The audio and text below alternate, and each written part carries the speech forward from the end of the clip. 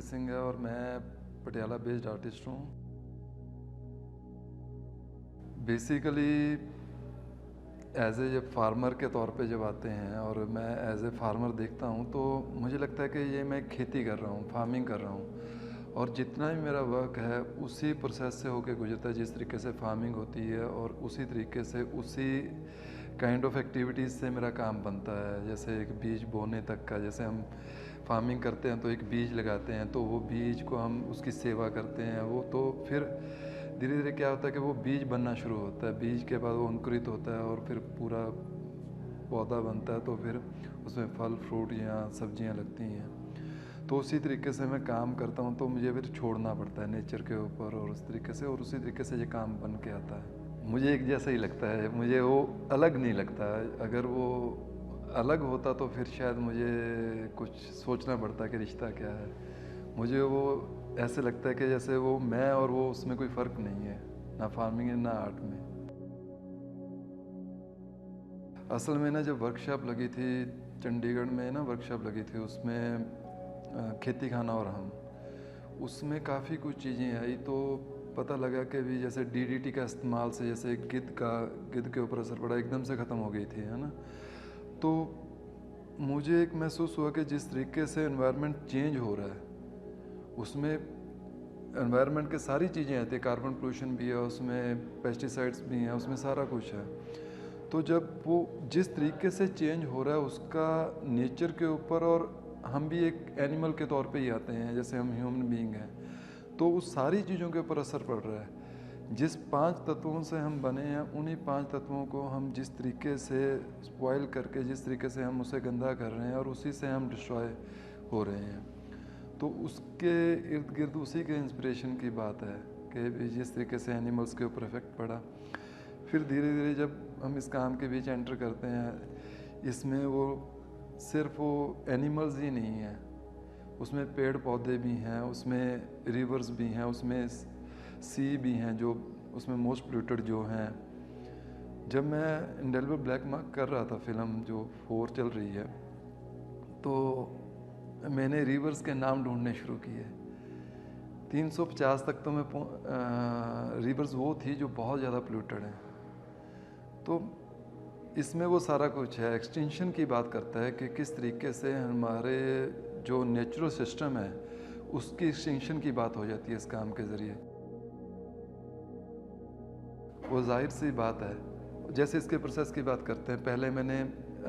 Rice paper लिया, क्योंकि rice paper मेरे लिए एक बहुत नेचुरल सा लगता है, मतलब मुझे ऐसे लगता है बहुत ऑर्गेनिक और उसके साथ जुड़ा हुआ है, तो उसकी स्किन टाइप मुझे वो लगता है, फील आता है। तो राइस पेपर के भी जो पराली है, पराली जली हुई पराली, स्टबल ऐश, वो उसके साथ सैंडविच किया। उसके बाद उसके ऊपर मैंने कलर ड्राइंग्स की एनिमल्स की जो एक्सटिंक्ट हो चुके हैं या जो खतरे के करीब हैं, जो रेड लिस्ट में आ चुके हैं, तो उनकी मैंने पेंट करने के बाद, फिर उनको पेस्टिसाइड में डिप करने के बाद, फिर उसके ऊपर लेज़र से जो काम हुआ है, क्योंकि लेज़र सिर्फ डिज़ाइन बनाने के लिए तो नहीं है, लेज़र से एक एक डॉट का बर्न होके उसका निकलना, वो अनकाउंटेबल जो लाइफ्स हैं जिन्होंने सेक्रीफाइस किया उनकी बात करता है। वो बेसिकली जो बर्निंग प्रोसेस आया है ना, वो वहीं से आया, फार्मर खेत में जैसे इसमें इस काम के अंदर जल रहा खेत भी है। वो देखने को ऐसे लगता है शायद खेत, मतलब वो कोई ऐसे लगता है ब्राउन मिट्टी है, वो फ्लड आए हुए जिसमें सीन जिसमें फ्लड आने के बाद खेत वहाँ पे ख़त्म हो चुके हैं और वहाँ रेत ही रेत है या दरिया चल रहा है वहाँ पे। तो उस तरह के शॉट्स के ऊपर जब लेज़र आती है, जिस तरीके से लेज़र का इस्तेमाल किया गया है, वो डॉट का बर्न होना, लेज़र सिर्फ इसलिए नहीं कि भी लेज़र से काम हो रहा है, वो बर्न होने का प्रोसेस इम्पॉर्टेंट है। तो खेतों के अंदर वो जल रहा था, तो वो जब उसकी ड्राइंग्स की थी मैंने अपने काम बड़े स्केल में जब काम करने के लिए, तो लेज़र का इस्तेमाल किया था, तो वहीं से वो लेज़र की एंट्रेंस हुई और उसी से काम बनता आगे बढ़ता चला गया। देखो, ये किसी रिसर्च के बारे में अगर उस तरीके से सोचेंगे तो ये अलग चीज़ चली जाती है। बात ये है कि जो डायलॉग है वो इम्पोर्टेंट है कि हम कहना क्या चाहते हैं। ये एनिमल्स का एक्सटिंक्ट होना, डेड लिस्ट एनिमल्स की जो वेबसाइट है वहाँ से मैंने लिए एक डाटा लिया जो एक डायलॉग कहता है कि हाँ ये एक्सटिंक्ट हो चुके हैं और आगे अनकाउंटेबल एनवायरनमेंट की वजह से या इस तरीके के थ्रेटन्स की वजह से और भी एक्सटिंक्ट होंगे। तो उनकी बात करता है कि जो आने वाले समय में हम क्या हम गेन कर रहे हैं कि जो हम आने वाले समय को आगे देंगे, तो उसकी बात करता है। जो काम जिस तरीके से काम बनाता हूँ या जिस तरीके से काम बनता है या जो वो मेरे कल्चर से आता है, जैसे सेवा का भाव जो आता है। फार्मिंग में आप देखेंगे ना तो बहुत सारे स्पीसीज़ खाते हैं पीते हैं, जो जैसे ये अर्थवॉर्म जिसे कहते हैं, तो पेस्टिसाइड डाल डाल के इसको तो ख़त्म ही कर दिया। तो इसमें आप देखेंगे कि बहुत सारे ऐसे हैं जो एक्सटिंक्ट ही हो चुके हैं, उस तरह के अर्थवॉर्म, उनकी भी तस्वीरें हैं इसमें। तो ऐसी सारी चीज़ें हैं क्योंकि इस्तेमाल करते हैं ना हम खेतों में। कलर तो इसलिए कि पता भी लग जाए और भी हाँ इसका इस्तेमाल किया, यूज़ किया, उसके अंदर डाला है। तो किसी चीज़ में अगर डालेंगे पेस्टिसाइड तो पता लग जाएगा कि भी हाँ इसमें पेस्टिसाइड डाला हुआ है। तो वो जो डिप किया वो येलो कलर, बैकग्राउंड में जो कलर आ रहा है वो सारे में एक टोन दिख रही है येलो कलर की, वो पेस्टिसाइड में डिप करने की वजह से आई है। ये पेस्टिसाइड सिर्फ इसकी बात नहीं कर रहे कि भी जो फार्मर यूज़ कर रहा है, हम किस तरीके से हम सारी चीज़ों को डाउन करते जा रहे हैं। जो इसका टाइटल भी आपने बहुत सुंदर दिया है, ये बेसिकली जो आदित्य श्रीनिवास ने, जो क्रिएटर ने इसका टाइटल दिया है, ये अपने आप में एक बहुत खूबसूरत बात कहता है, एक्सटेंशन आर्काइवल, कि हम भी एक दिन एक्सटिंक्ट हो जाएंगे और ये जो आज ये भी हो रहा है ये भी आर्काइव ही है। देखिए ना, बेसिकली जो मैं काम करने की कोशिश करता हूँ वो एक कविता के तौर पे, विजुअल कविता के तौर पे करने की कोशिश करता हूँ। कविता एक ऐसा माध्यम है कि जो बार बार पढ़ा जाता है, तो इसीलिए मुझे लगता है कि जो पोइट्रिक रूप में हुए हुए काम है वो लोगों तक, लोगों के लिए और उनके तक पहुंचने का एक बहुत बेहतर ज़रिया है। और जिस तरीके का कहना है मैंने ये प्लेटफॉर्म पे जिस तरीके से लेके आ रहा है, वो अपने आप में लाखों लोगों तक पहुंचाने का ज़रिया है, एक मैसेज जो देने की कोशिश है इसमें। देखिए, महसूस करने की सब के ऊपर अपने इंडिविजुअल उनके ऊपर है, और इसमें मुझे लगता है कि जो फर्दर इसके ऊपर काम होना है जिसमें फार्मर्स के नाम आने हैं, तो मुझे लगता है कि वो सारी बातें हैं इसमें जो एनवायरनमेंट के बारे में है या जो सिचुएशन के बारे में, वो सब वो उनके ऊपर डिपेंड है। वो फ्री हैं इसको किस तरीके से लेते हैं, वो एक सुंदर ड्राइंग के तौर पे लेते हैं या एक एमरजेंसी कॉज के तौर पे लेते हैं, ये उनके ऊपर डिपेंड करता है। और ये भी है ना कि एक समय में जो एक्सटेंट हो चुके हैं, एक समय में उनमें भी जान थी, तो वो बात मन में, जहन में जाना, व्यूअर के मन में, जब व्यूअर इस चीज़ को देखेगा कि भी हाँ यार ये तो अब नहीं है, ये तो ख़त्म हो चुका है, तो